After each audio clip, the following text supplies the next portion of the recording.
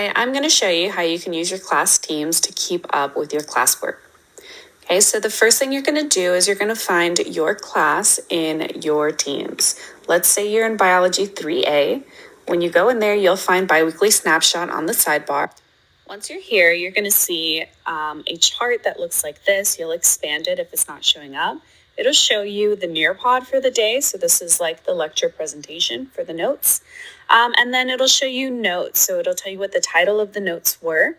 And you can actually find these in your class notebook if you have lost your hard copy.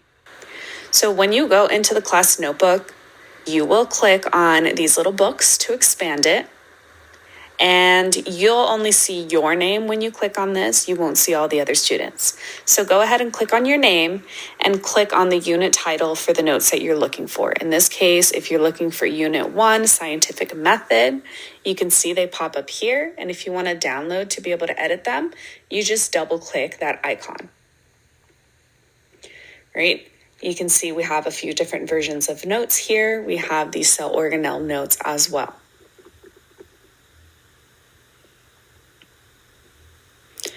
When you go back to the biweekly snapshot, you expand it. It also tells you the student assignments.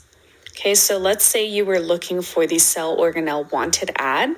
If you go into your team's assignments, you can find that wanted ad.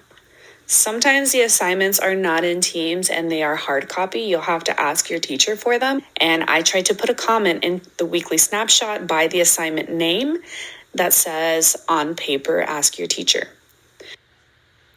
And that's how you use the biweekly snapshot channel. So you can just come here and scroll through. Every 2 weeks, I'll post a new one and all the old ones will stay.